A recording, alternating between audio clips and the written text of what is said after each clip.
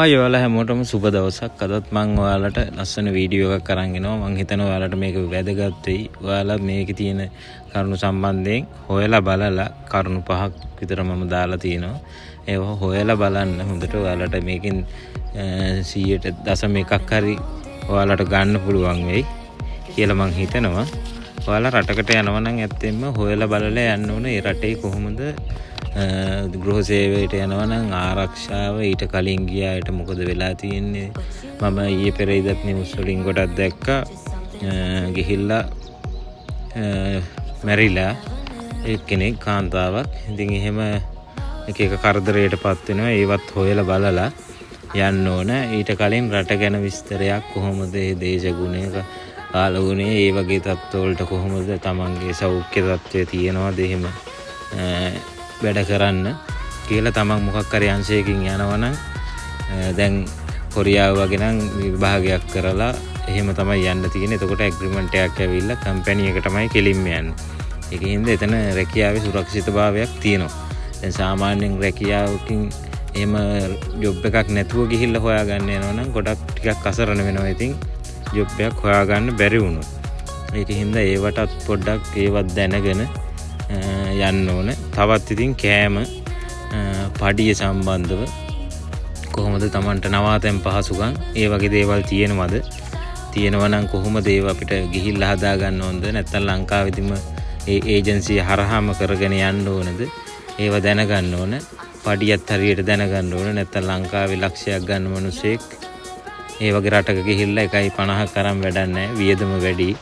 එතකොට ඒ සාපේක්ෂව තමයි වියදම තියෙන්නේ. ඒකින්ද ඒක බලලා යන්න ඕන. ගිහිල්ලා අපිට දෙයක් කරගන්න. තව ඊට පස්සේ බැලුවාම අපි යන රට ගැන සාමාන්‍යයෙන් කොහොමද ආරක්ෂාව? රටේ ආරක්ෂාව කාන්තාවක් යනවා නම් එයාට ආරක්ෂාව ඒවට නීතිය ඒ දේවල් බලලා යන්න ඕන. අපි යන්නේ නිකන් ආවට ගියාට යන්න හොඳ නැහැ.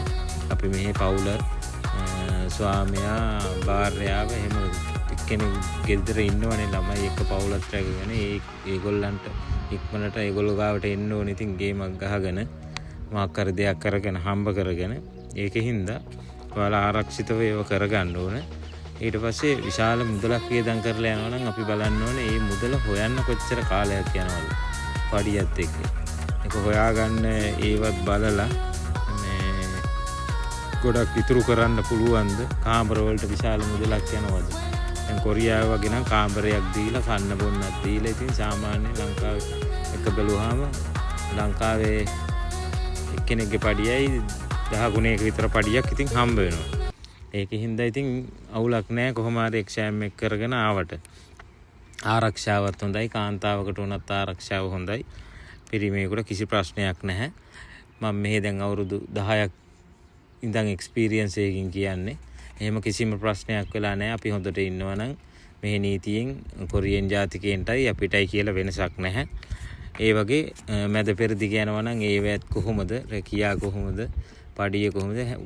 හැම රටකටම කොහේ ගියත් ඔයාලට මම කියන්නේ යන්නේ ඉන්න කට්ටියට කොහොමද කියලා බලලා ඒව හරියට සුරක්ෂිත කරගෙන යන්න. නැතුව යන්නම් වාලේ රටකට යන්න එපා. ඒක අපරාධයක්. මම හිතනවා මේකෙන් ඔයාලා හොයලා බලන්න. ඒයි හරි ගහලා හොයලා බලන්න. YouTube තව වීඩියෝ තියෙනවා මේකේ කොහොමද ඔයාලා ගිහිල්ලා අනාථ වෙන්නේ නැතුව සතියෙන් දෙකෙන් එන්නේ නැතුව කොහොමද මේක දිගටම ඉන්නේ එහි ජීවත් වෙන්න පුළුවන්ද? පඩියක් හොයාගෙන ලංකාවට ඉක්මනට එන්න ඕන. තමන්ගේ පවුල ගාවට. ඒකින්ද දෙමව්පියෝ ඉන්නවා. පරිස්සමෙන් ඉන්න ඕන. ආරක්ෂාව ගැන ගොඩක් අපි සැලකිලිමත් වෙන්න ඕන. කොරියාවෙත් මැෂින් වලට අහු වෙලා ගොඩක් අයගේ ඇඟිලි නැහැ, අතපය නැහැ. එහෙමත් අය ඉන්නවා. ඒක පැත්තක් ඒක. ඒ වගේ අපි ඉතින් හොයලා බලන්න ඕන. මම හිතනවා මේ වීඩියෝ ඉතින් දිගටම මෙහෙම කතා කරගෙන යන එක නෙමෙයි. ඔයාලට මේකෙන් දශමයක් හරි ගන්න තියෙනවා නම් අරගෙන channel එකත් subscribe කරලා support එකක් දෙන්න, like එකක් දාලා ඉස්සරහටත් මම මෙහි අත්දැකීම් අරගෙන video ගේනවා. ඉස්සරහටත් Real Voice SL YouTube channel එක subscribe කරලා තියාගන්න support එකක් විදියට. ඔයාලා හැමෝටම තෙරුවන් සරණයි. පරිස්සමෙන් ඕනම දෙයක් හොයලා බලලා හරියට කරගත්තොත් ලොකු ගමනක් තියෙනවා. ඔයාලා හැමෝටම බුදු සරණයි.